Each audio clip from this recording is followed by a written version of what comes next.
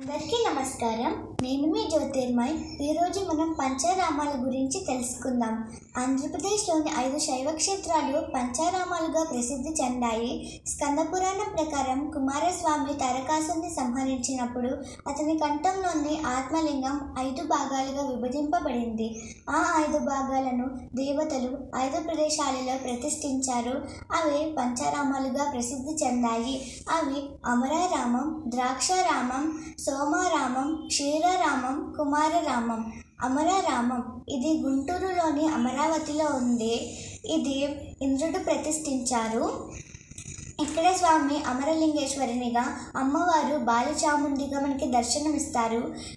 వేణుగోపాల స్వామి ఇక్కడ క్షేత్రపాలకుడు. ద్రాక్షారామం ఇది తూర్పుగోదావరి జిల్లాలో ఉంది. ఇక్కడ స్వామి భీమేశ్వరునిగా, అమ్మవారు మాణిక్యాంబగా మనకి దర్శనమిస్తారు. ఇక్కడ క్షేత్రపాలకులు లక్ష్మీనారాయణుడు. దక్షుడు యజ్ఞం చేసిన ప్రదేశం కాబట్టి దీనిని ద్రాక్షారామంగా పిలువబడుతుంది. సోమారామం ఇది పశ్చిమ గోదావరి జిల్లాలోని భీమవరంలో ఉంది. ఇక్కడ స్వామి సోమేశ్వరుడిగా, అమ్మవారు అన్నపూర్ణగా మనకి దర్శనమిస్తారు.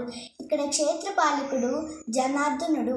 మామూలు రోజుల్లో తెల్లగా ఉండే ఈ లింగం అమావాస్య రోజు గోధుమ రంగులో ఉండి తిరిగి పౌర్ణమికి యథారూపంలో మారుతుంది కనుక దీనిని సోమారామం అని పిలుస్తారు.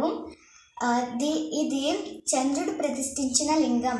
క్షీరారామం ఇది పశ్చిమ గోదావరి జిల్లాలోని పాలకొల్లులో ఉంది.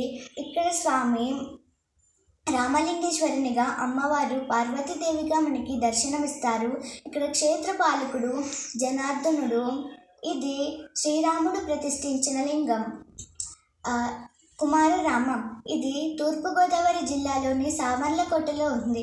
ఇక్కడ స్వామి కుమార భీమేశ్వరుడిగా, అమ్మవారు బాల త్రిపుర సుందరిగా మనకి దర్శనమిస్తారు. ఇది కుమారస్వామి ప్రతిష్ఠించిన లింగం. అందరికీ ధన్యవాదాలు.